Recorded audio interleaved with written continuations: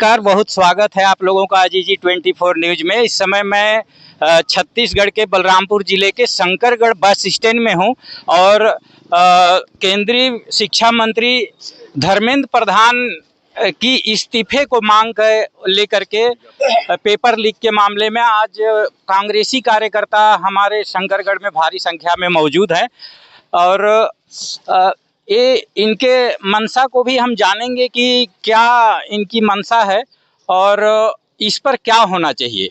तो बाबा साहब, आप बताएं कि मोदी जी के अच्छे दिन समझ में आ रहे हैं क्या आपको? देखिए, आज तो हम सब यहाँ पे केंद्र सरकार की जो भ्रष्ट नीति है और जो उनकी गुंडागर्दी है उसके खिलाफ हम लोगों ने यहाँ पे केंद्र सरकार के खिलाफ पुतला दहन कार्यक्रम रखा था।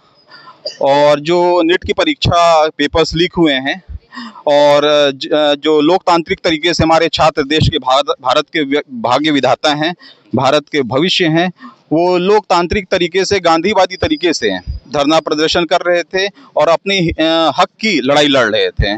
लेकिन बड़ी दुर्भाग्य की बात है, ये हिटलर नीति तरीके से लोगों को बर्बरतापूर्वक छात्रों को मारपीट किए, किसी बच्चे का सिर फूट गया, इन्होंने आंसू गैस छोड़ा, वाटर कैनन का इस्तेमाल किया।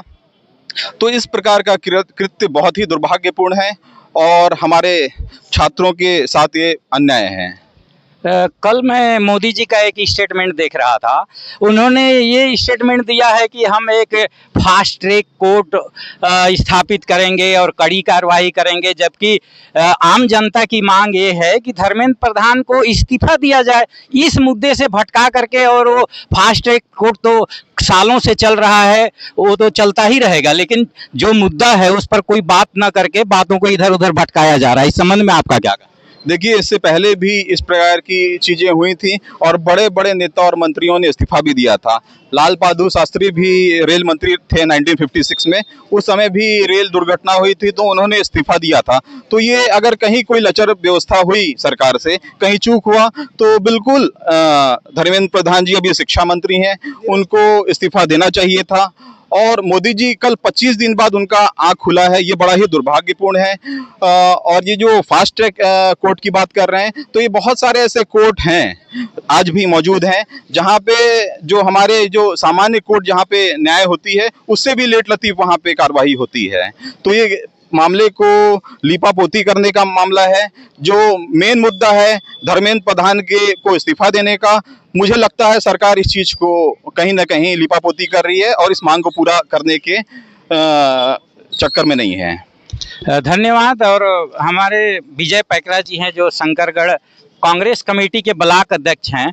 तो पैकरा जी, आपसे मैं जानना चाहूँगा कि जो पूरे देश में इस तरह का अफरा तफरी का माहौल है, जहीं देखो वहीं पे लोगों को दौड़ा दौड़ा करके पीटा जा रहा है और बहुत बर्बरतापूर्वक व्यवहार किया जा रहा है। लड़कियों के साथ भी जो व्यवहार हुआ है, मैं यहाँ पे बोल नहीं सकता हूँ, लेकिन आप सब जान रहे हैं। इस संबंध में आपका क्या कहना? निश्चित तौर पे मैं पहले भी बोल चुका हूँ।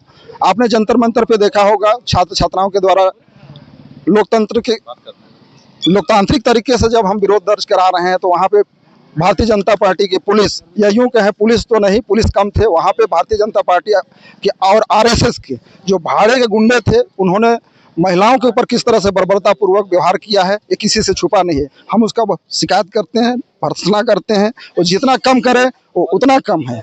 इस तरह की कृत्य होनी नहीं चाहिए। इसी मामले को लेके हम लोग विरोध दर्ज करा रहे हैं। धन्यवाद। हमारे साथ महेश्वर पैकरा जी भी हैं। पैकरा साहब, आप ये बताएं कि राहुल गांधी जी का एक स्टेटमेंट आया था कि उन्होंने ये कहा कि पुलिस वाले मुझे पकड़ रहे थे सरकार के इशारे पे, लेकिन वो धीरे से उनको बोल रहे थे कि सरकार को हटाओ। राहुल गांधी जी का ये कहना था कि पुलिस वाले उनको पकड़ रहे थे, घसीट रहे थे, लेकिन उनके मुंह से ये आवाज निकाल रहा था कि राहुल गांधी जी, आप इस सरकार को हटाइए। भाई, मोदी की सरकार है, उठा लो, घसीट लो, ले जाओ, क्या कर लेंगे, इस तरह का पुलिस वालों के द्वारा कहा गया, ये सब मैं सुना हूँ।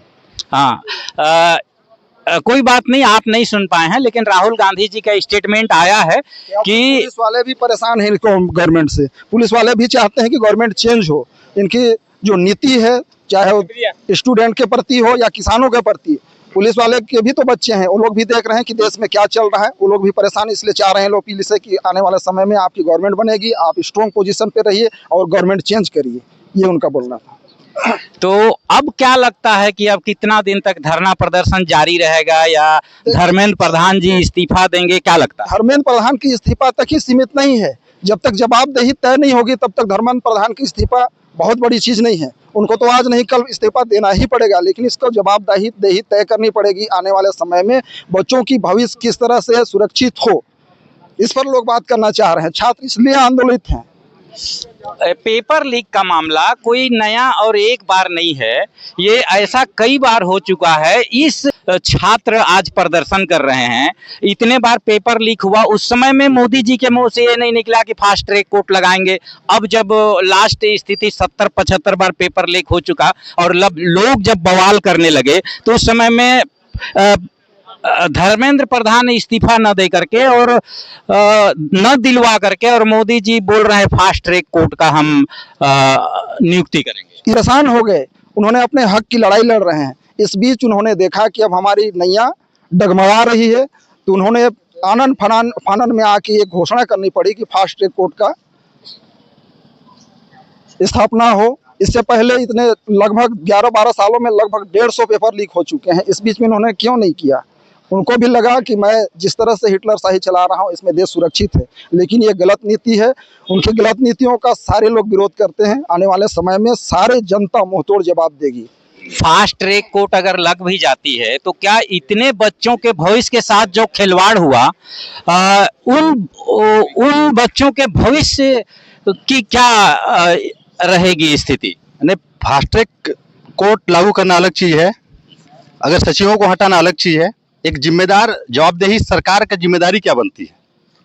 अगर प्रतिनिधि है, अगर जनता उसको चुना है तो किस भरोसे चुना है? अगर हमारे प्रशासन के जितने भी कर्मचारी हैं वो तो रहेंगे ही रहेंगे, अगर सरकार आती रहेंगी जाती रहेंगी, लेकिन जो सरकार जिस उम्मीद से जनता चुनती है उसका जवाबदेही होना चाहिए। पहले अपना रिस्पॉन्सिबिलिटी अपने ऊपर लीजिए।